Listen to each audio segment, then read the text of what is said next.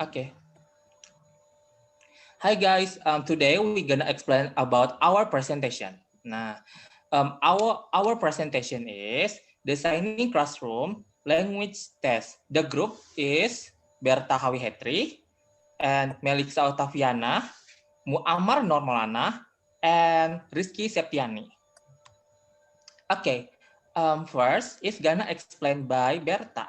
Berta, the time is yours. Okay, thank you.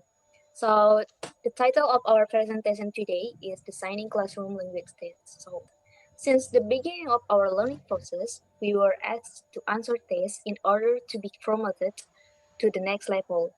But at some point, we have never asked ourselves if they are appropriate assignment.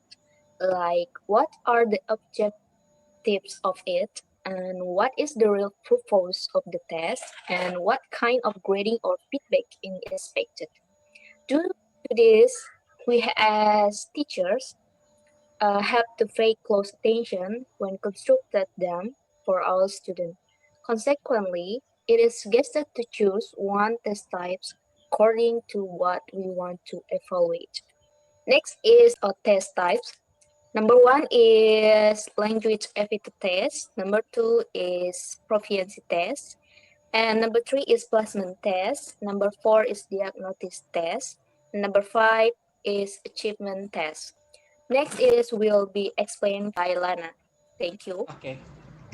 Thank you, Berta. Well, I'm gonna explain about language aptitude test.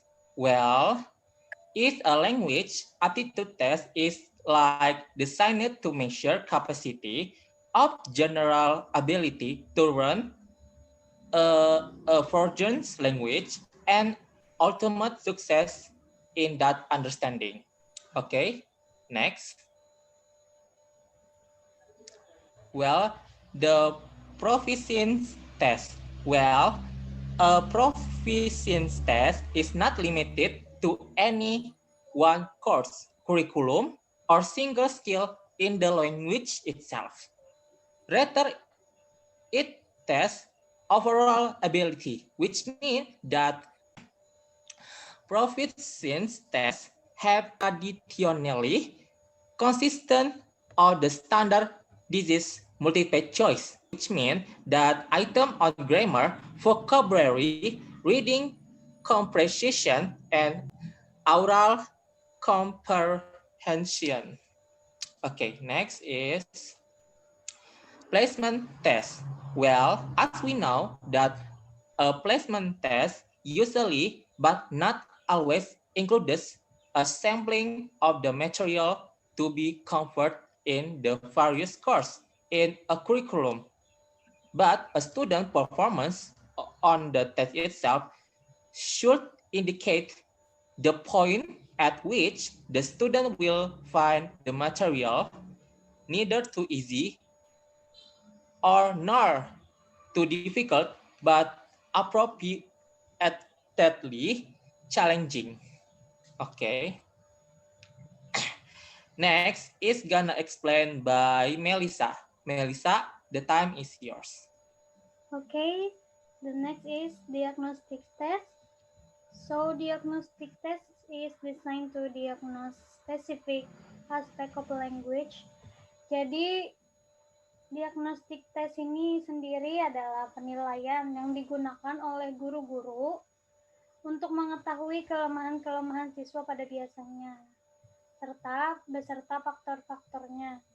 Penilaian semacam ini biasanya bertujuan untuk keperluan belajar atau seperti remedial untuk menemukan kasus-kasus yang lain-lainnya. Soal kemudian disusun sedemikian rupa agar dapat ditemukan jenis kesulitan belajar yang dihadapi oleh para siswa. Kemudian selanjutnya adalah achievement text atau tes presentasi. An achievement test is related directly to classroom lesson, units, or even a total curriculum. Achievement tests are or should be limited to particular material addressed in a curriculum within a particular time frame and are offered after a course has focused on the objectives in question. Jadi, biasanya tes presentasi atau achievement test ini tes yang digunakan untuk mengukur pencapaian seorang siswa atau murid setelah mereka mempelajari sesuatu seperti siswa sudah mempelajari bahan atau materi-materi dari bahasa Inggris. Kemudian dites kembali untuk mengetahui sampai mana atau pengertian siswa tersebut terhadap materi yang sudah diberikan. Okay, next is explained by Rizky Septiani. Rizky, the time is yours. Thank you, Melissa.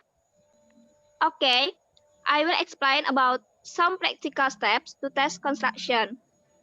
In preparing a test, there are 4 steps to follow.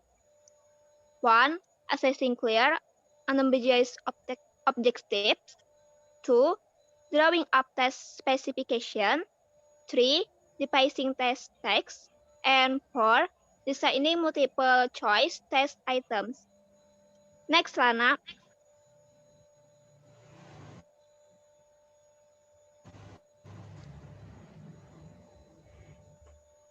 Okay. In here, we see scoring, grading, and giving feedback. Grading and scoring are not the same. Scoring is using a rubric involves assigning an objective description to a student's performance. And grading involves a value judgment. The same score can be assigned different grades based on a number of factors. Giving feedback, a section on scoring and grading would not be complete without some consideration of the forms in which you will offer feedback to your students, feedback that you want to become beneficial feedback. Okay? Thank you for your attention. Assalamualaikum warahmatullahi wabarakatuh.